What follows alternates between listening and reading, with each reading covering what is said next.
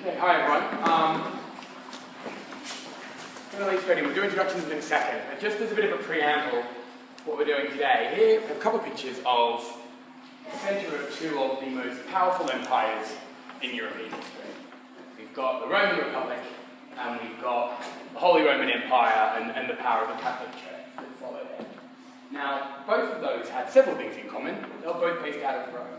One of the other crucial things they had in common was the fact that language and speech were directly connected to power in a very, very significant way. In ancient Rome, everyone spoke Latin, from the peasants to the senators to the consuls to the emperor. However, to access power in Rome, to access the Senate and the institutions, you had to actually speak ancient Greek, which was something only available to the super rich. There weren't schools. To learn your ancient Greek, which would give you access, you had to have either a slave or travel to Greece. So power was in the hands of the very few who had the language to access that power and the institutions that came with it. And similarly, within the Holy Roman Empire, Latin, ironically, became the language of power. So across Europe, to access the power of the church and the institutions and the wealth that went with that, you needed access to a very special and very specific language that most didn't have. And at the risk of sounding somewhat hyperbolic, I feel we're in a similar situation as growing up within the UK.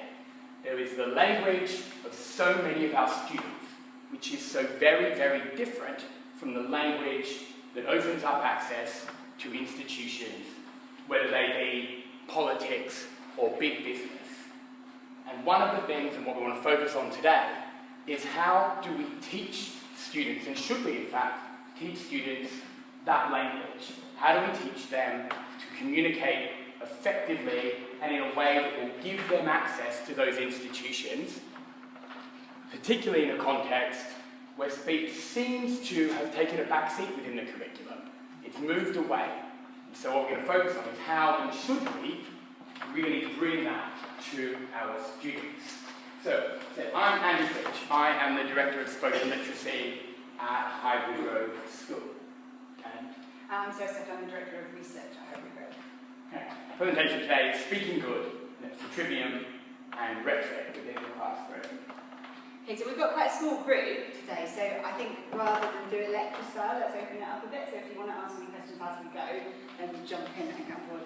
I'm just going to give you a little bit of a kind of context to our journey. So those of you who follow Head Guru Teacher probably know what we've been going through already. But a bit of context, at Highbury Grove we're on to our 4th head teacher in 4 years. It's been quite a tumultuous time. There's been a lot of kind of unsettled focus, and it's been really difficult to re-embed anything or focus on anything for a few years now. 2015 has been great for us. It's a new start. Tom Sherrington's come along, and he's given us a kind of a new lease of life to be able to reinvigorate and rethink the way we do things. So everything from CPD to the structure of the school day, to our teaching and learning framework and policies, and all of that stuff has been rethought.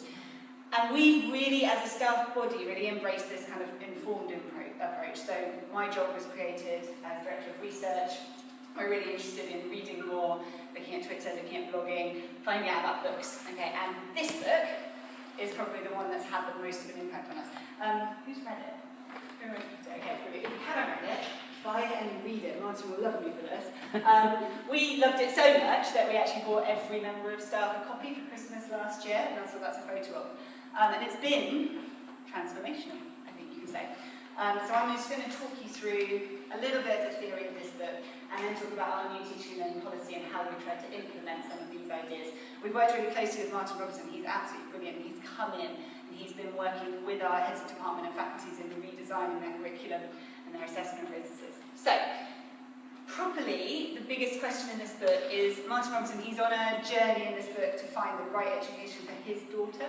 So as a father, he's kind of looking back at education models, what works, what doesn't work, and he asks, what is education for? What is it that we're trying to create? And his journey takes him back to a classical education and to the 7 liberal arts. So originally, it would have been, so all the way back from ancient Greece, if you were educated in ancient Greece, all the way up to Shakespeare. Shakespeare was actually educated under this model, and then it started to kind of fall apart. But you would have, before you did anything else, you would have had a really solid foundational education in the principles of grammar, dialectic, and rhetoric.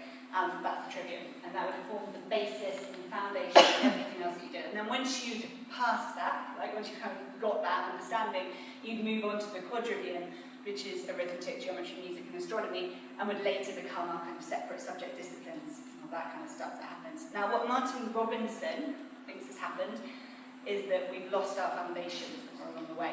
So grammar, dialectic, and rhetoric became so embedded that people started to think they didn't need to teach them anymore. They just assumed that people knew them, and they actually kind of fell out at the bottom of our curriculum. And education stopped being about value and morality. It stopped being about kind of the overarching wholeness and started being like individual subjects. A little bit of trivia for you. Interestingly, that word trivial appeared for the first time in Henry VI Part 2, and that was the first time that word trivium actually comes from this idea, but it reflects that idea that the trivium itself is becoming insignificant, it's becoming useless to us now.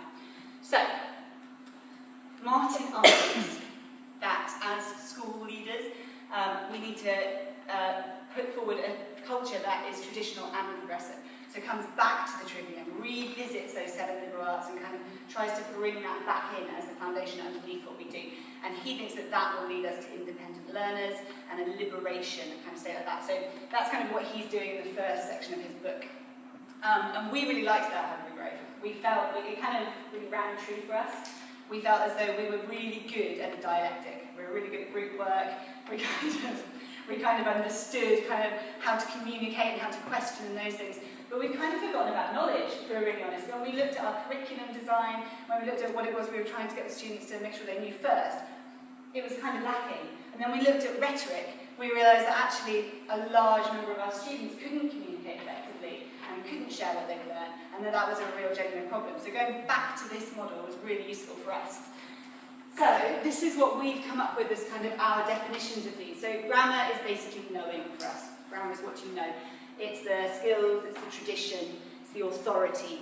And a return to the teacher as the person who knows the stuff. A return to the teacher as the person who can give the stuff to the students. Linking back to kind of the body of knowledge, the best things that have been said and thought and done, and connecting with other disciplines and moving across those divides as opposed to subject specialisms necessarily. The dialectic is the exploring phase, and this is what we were good at, but I think this is the dialogue, debate, argument, questioning, and it's the experience. Martin uses that term, authentic experience, which I really like. That's kind of the being there, doing it, being part of it. And then rhetoric, which is what we're going to talk about today. The phrase turning outwards is probably my favourite here. So rhetoric is the performance or the product that comes at the end. It's often writing or speech, but it's also community, it's also relationships, and it's also the way we interact with each other. All of those things come under that definition. So rhetoric, our way of thinking about rhetoric is it's this journey from dependence to independence. So the I of the teacher, to the we of the classroom, to the you of the individual students, being able to do it and communicate. And we teach, don't we, after all, in order to let go.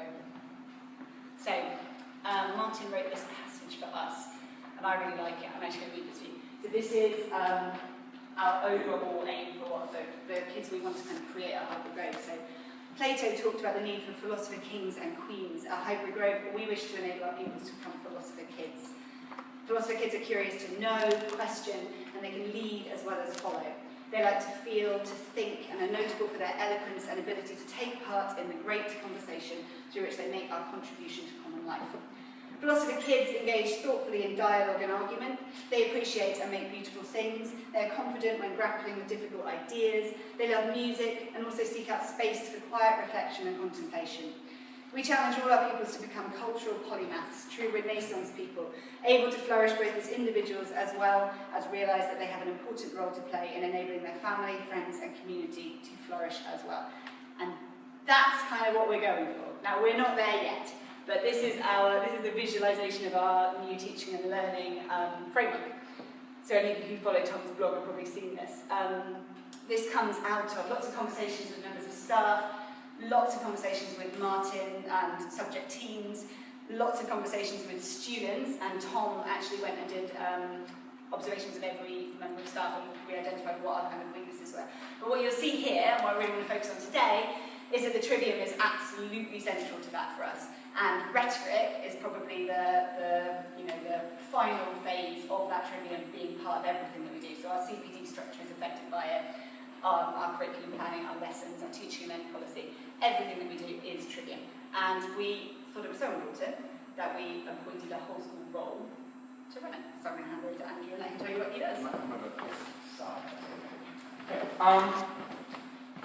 Essentially, speech finds itself in a weird position at the moment within the curriculum. It's almost got an identity crisis at the moment. Since the Tories took over, citizenship with its big focus on debate and discussion essentially no longer exists as a subject. And then we've seen the removal of speaking and listening as an assessed part of the GCSEs. So we've seen this drastic movement away from really encouraging speech within the curriculum. However, that doesn't necessarily mean, unfortunately, that it's less important. It means we have less of a focus for it. It means we probably have less curriculum time for it. But at the same time, as I said earlier, somewhat hyperbolically, it's probably just as, if not more important for our students in so many of the other skills that we expect them or hope that they can leave school with.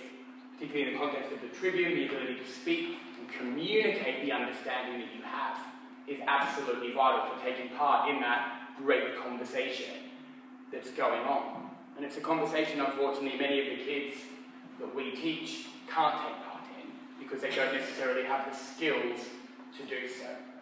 So why should we focus on speech? Speech is absolutely crucial in so many ways. A lot of research suggests that actually speech comes before cognitive understanding.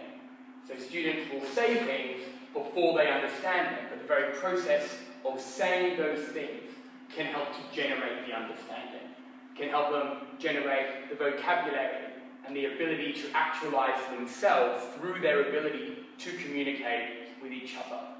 And even if we put all of that idea of the growth of the student aside, in terms of preparing them for life, the ability to speak and to communicate with the person on the other side of the interview table is absolutely vital. And it's a skill that I think has, because of this crisis of identity, taken a back seat in so much of the teaching of English, which is a real shame.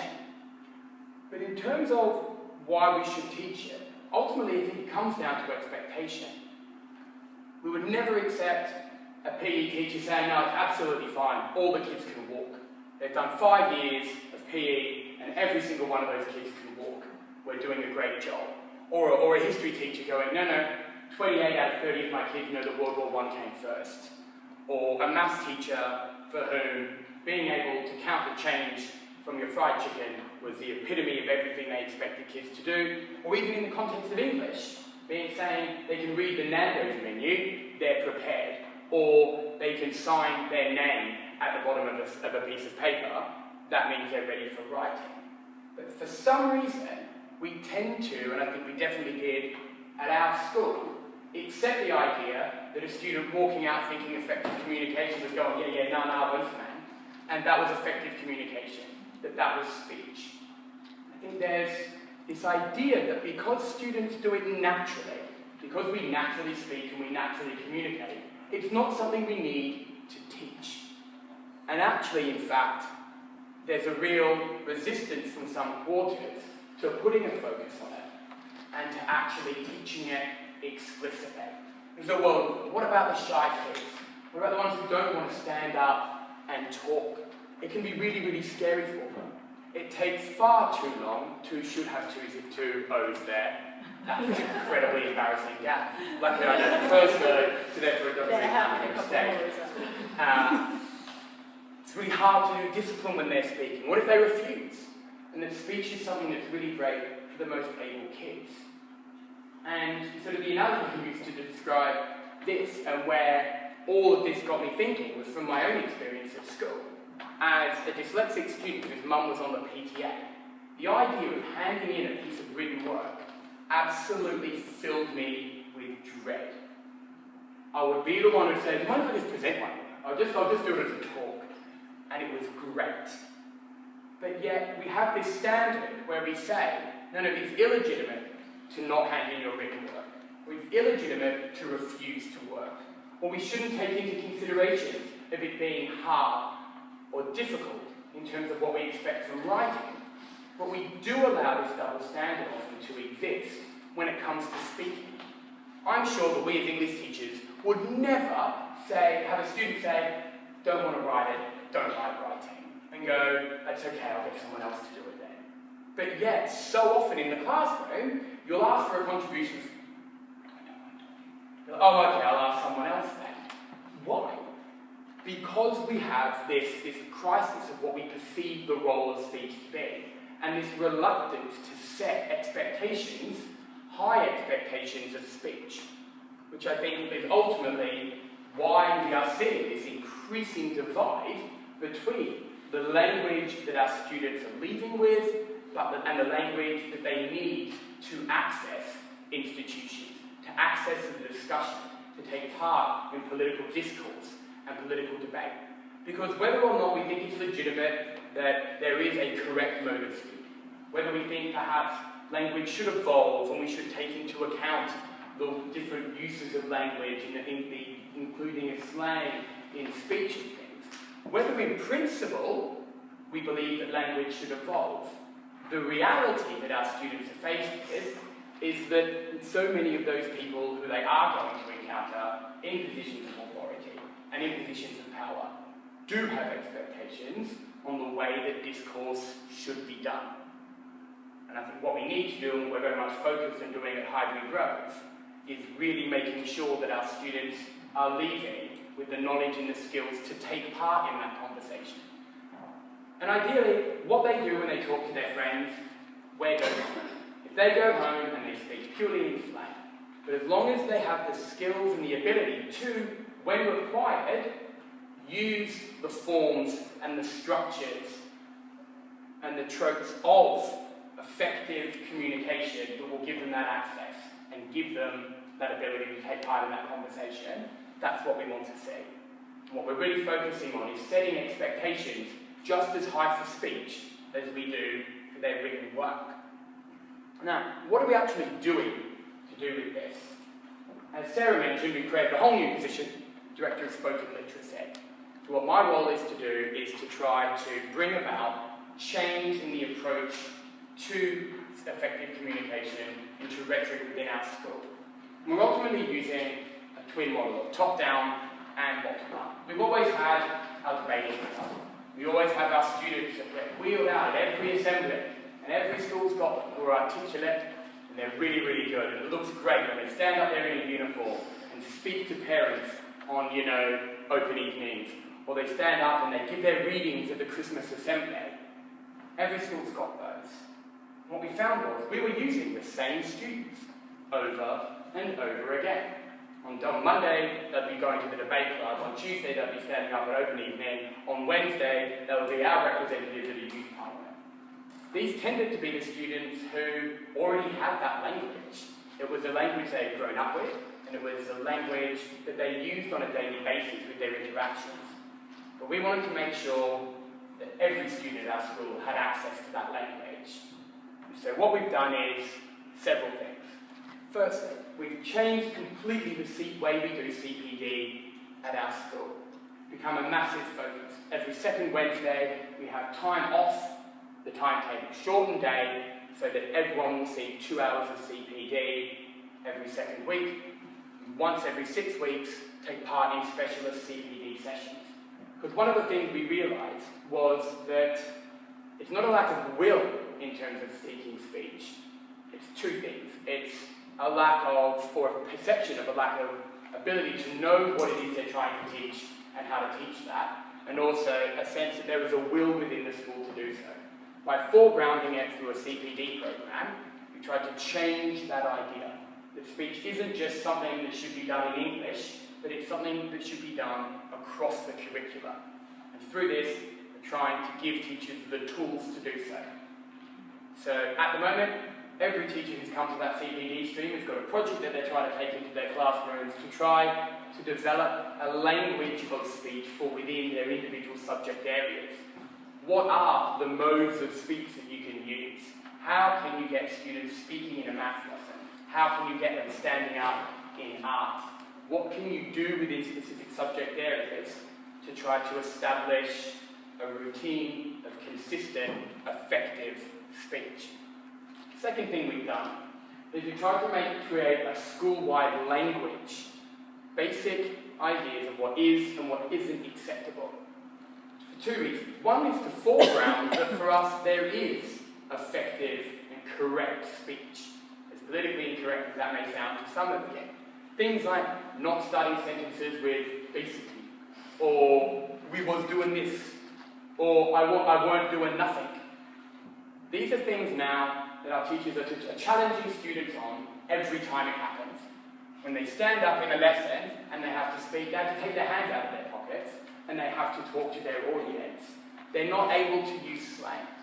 Yes, it's quite restrictive in a number of ways, but what we're hoping is, by the repetition of these small things, we can create a culture where students understand that there is formal speech, that there are ways to communicate that cross age and cultural boundaries that they can use in a number of different scenarios.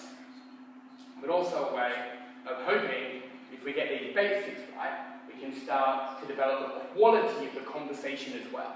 Because unstructured speech doesn't lead to a clean, effective discourse. If students aren't listening to each other, they're not engaging with each other, they're not going to get that cognitive acceleration that comes through the challenge and the debate and the discourse. But to get to that, you have to iron out a lot of the problems first. Deep conceptual conversation doesn't tend to happen when every second word is waste man, or starts with that lovely phrase, yeah, but, no, but, yeah, or yeah, nah. These don't lead to effective, deep understanding and deep conversations that will lead to that cognitive development we want to see. The third thing we're doing is we're creating what we're calling a rhetoric roadmap. I've got to stop saying rhetoric. Weirdly, it's ironic that I'm a teacher, I'm the person who is in charge of teaching rhetoric within the school, and yet for some reason I still call it rhetoric. I'm probably going to continue to do so. I'm looking to change the way that people say it and just change the word. It's an old word, we don't know how it was said originally anyway. And so what we're actually trying to do is to make sure that the experience of rhetoric and effective speech isn't dependent on which teacher you have or which classes you're in, but is an experience that every student can expect to have. So what we're trying to create are a list of basic activities that we think every student should have the opportunity to take part in. Formal debate, recitation, formal presentations with notes, formal presentations without notes, structured discussion. We're trying to create a curriculum model which will map where different activities are going. As you can see, it's still in quite its early days. We've got what we're doing in English at the moment in the main activities. But our project going forward is to fill that up so that every student will have those opportunities across the curriculum. So it's not just something that you do in English that doesn't have purpose. It becomes crucial and central to the learning experience that the students will have. Because as I said earlier, what we have, when we see classically, we have these rhetoric champions. They tend to be within any school. They tend to be your students from the wealthiest backgrounds who have had that home experience where dinner table discussion is the norm, where they have the confidence to put forward points of view. But what we want to do at Hybrid Growth is extend that to all our students. Extend that, what is often considered a privilege, to all of them, whether they're top set or bottom set, and across the range of what you would see at a comprehensive school. And with that in mind, I would like you to meet 10H4. Okay, so these are my main messages. I'm sure that lots of us in this room have a similar kind of class. They have a history of underachievement. They've all come in and their targets, not only their targets kind of in the bottom, those are the new GCSE grades, not only they're sort of the bottom, but they're all red and orange on our thing, so they're all way below. Some of the reasons for that, they were quite a behaviourally challenging group, there's a lot of needs in there. But kind of more relevant is that they have a really low self-esteem and this learned helplessness. They've got really basic vocabulary, find it very difficult to express themselves, and they're really lacking in cultural capital. I think we were talking with the trainer when we were here about how, for this class, good speech for them is shutting up and listening. They think that speaking well is not saying anything unless you're asked, and that keeping quiet is good. So there's lots of projects going on that Andrew's working on across the school. This is one of them that we've started. So this is really early days. We literally started this a few weeks ago. I'm going to share with you our progress so far, and hopefully we'll have maybe a little bit more by the end of the year. I have more to show you. But this is what they had to say at the beginning of our project about how they feel about speech. And I think this is actually, I find this very moving. So he says, I feel shy and afraid, I'm not confident at most times, so I choose not to speak. I don't like speaking in public, I hate it, it isn't fun, it's the last thing I want to do, I don't feel confident. And I feel a kind of sense of obligation when I read that. I do feel as though something's gone wrong for these students. They're in year 10 and that's still how they feel about speaking in public. That's still their response. So, Andrew's been coming into my lessons and we've been doing a project with them. We came in right at the beginning of the year and we filmed them doing a debate. Oh, let's see if I can make this work. Sorry. There we go. Okay, as a proposition, that bad, if you, in the long run, not speak up to what, so you don't ever see anything in and out, and then, it's just like, you don't get that, then he's not like, you're actually finding this other one. And also, it's fun for your parents as well, because you don't have to pay extra, it's just like, a bunch of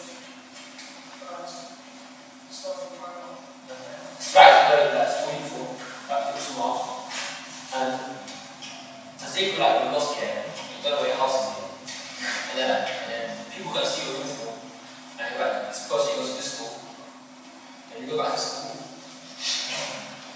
and you find like this.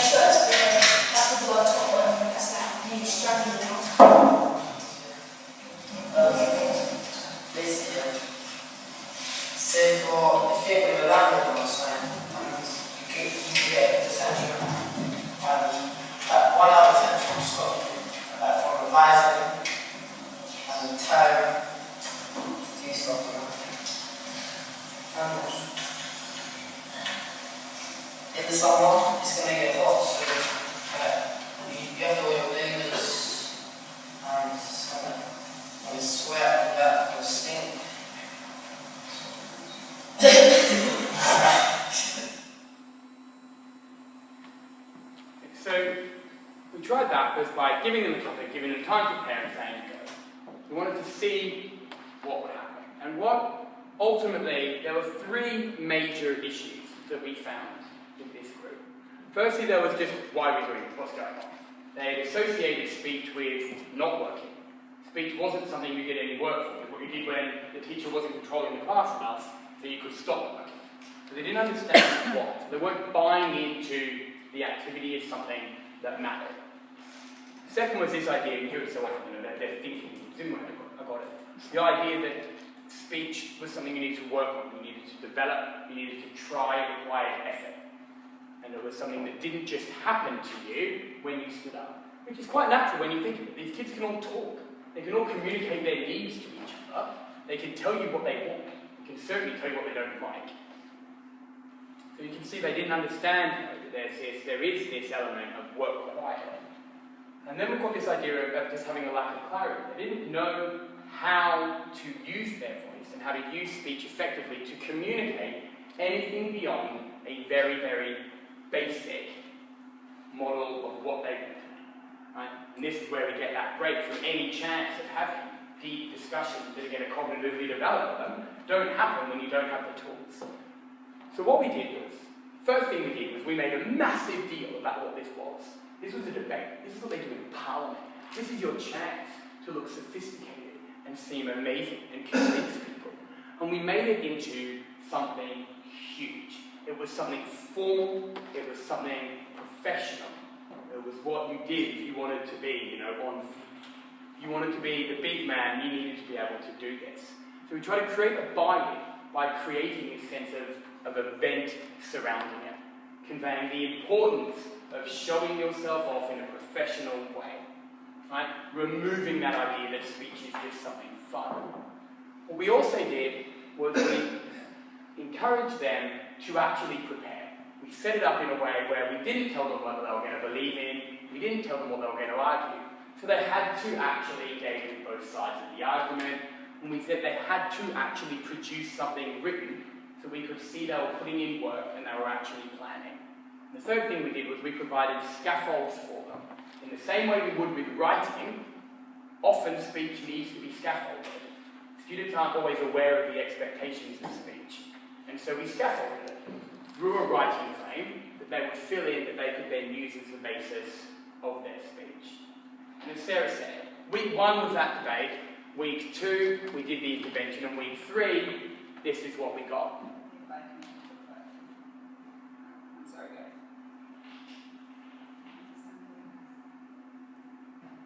I don't need epilepsy warning this time. Do you want to have a go? Sometimes it works and sometimes it doesn't. I know this is a how do we feel after the debate, this is the third video. I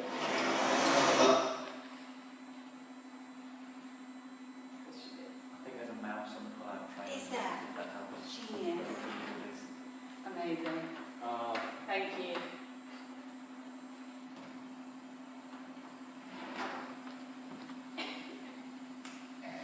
Good morning, ladies and gentlemen. My name is Dylan, and I'm the second speaker from the opposition.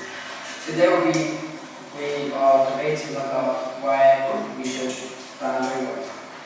Okay, my first speaker told you about the waste of time. When we do work at school, we can't spend time with our family. Today I'll be speaking about the future debate to you and your opportunities. And also, so many people can't go to school, might as well go with both hands. Before I make my argument, I would like to point out why the first speaker was wrong. He was wrong because he said that homework is bad, even though it strengthens learning skills at home, but also it also helps you revise what you've already done. Homework is a waste of time. Students make potentials. People are busy with their families after school and at the weekends. They told us that they will have a good future if we do homework. I'm the second speaker from the opposition. Today we are debating about why we shouldn't ban homework. My first speaker told you about why homework is good, what it builds character, and it can help you in big life.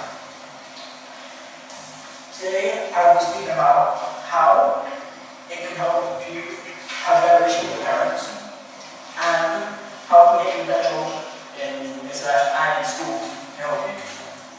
Today I've told you that homework is time, but not in school, work at home, can't spend time with your family. In the wonderful outing because we get homework in school anyway, so that home will be a place to chill and work. Obviously, they're not the finished article, they're reading from their speeches, they're far too quiet. There's a lot wrong, there's still a little bit of silliness on the table. But a few things there you might have missed. Do you notice when they're sitting there furiously writing?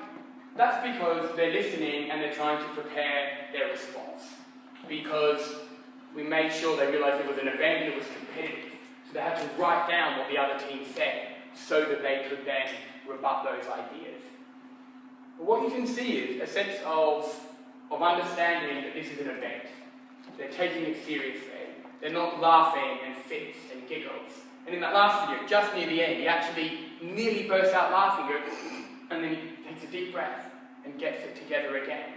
Because they've got that sense of understanding that speech is an event, that speech is something that requires work, they very quickly became willing to work on it. And when we make speech an event, when we set clear expectations, and when we treat it like we do any other part of the curriculum, you can very quickly see development in it. Because, as I said, it's no different and needs to not be any different to the way that we treat other areas of the curriculum. And you can see that very, very quickly the right intervention can have a massive impact. And we'll say that what's most pleasing, aside from the quality of what they produced, is what they said afterwards.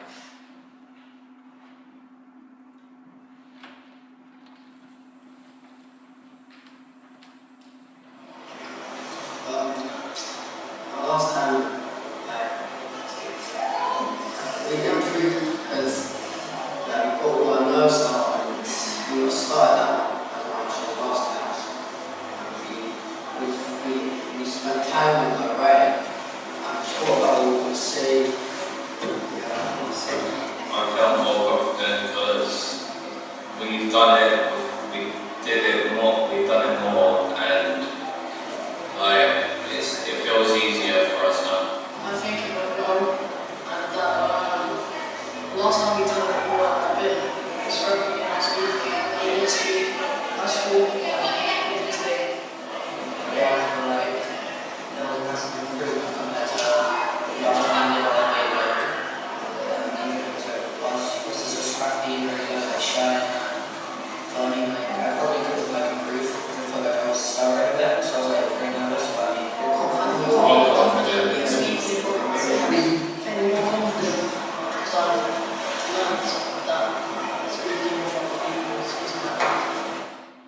What's brilliant is that it's totally unscripted. That was literally just a breakdown, so we were looking at the door because they're desperate to actually leave. But what we want to show you through this is that with the right scaffolding, with the right structuring, we can develop students' speaking skills in exactly the same way we do writing, and that we need to do this. We need to be teaching our students to be able to speak more fluently, to be able to communicate in a way that gets them access to the institutions of power within this country, to teach them to take part in the democratic process in a meaningful way, to teach them, to give them the skills to access business, to access employment, and to help them develop for themselves in a way that having a piece of paper with a note on what GCSEs you've got and your 5A start to Cs doesn't necessarily do. Having that piece of paper is great. Being able to talk about that and communicate why that's important and why you're right for the job is probably just as important. And just a few things to take away in terms of this. As I said, when you're doing it, set clear goals. Just because it's speech doesn't mean they know what you want from them. If you're a little hint, if you want to give them text to read, give them in advance so they can learn it and become comfortable with it. Set your expectations high on the quality of their reading. If you want a cleaner reading, don't make them write something down on a post-it note. Tell the student at the beginning they're going to have to present the findings from the lesson at the end of the day. Have students present it. Don't just sit there and read their paragraph. Have them stand up, read that work, give a sense of occasion to the piece of work they've just produced. And most importantly, never accept a speech act that doesn't meet your expectations. In the same way you wouldn't with their work, any other facet of their work. If they mumble, make them say it again. If they don't speak loudly enough, make them do it again. If they go, yeah, basically, I just think that person was deserved it, say, no, now what you need to do is re-say that, but say it in full standard English sentences. Because it's only by setting those expectations do we set somewhere for them to reach. So, thank you very much. That's our presentation. Any questions? I think we've actually almost reached the end of our time, so I don't want to make people feel like they have to stay and miss the break. So if anyone wants to ask a question, do you want to stay behind? And then if people want to go, feel free to go. We won't be offended. Thank you very much. Thank you. Sorry. Oh, wait, sorry. Okay, you're fine.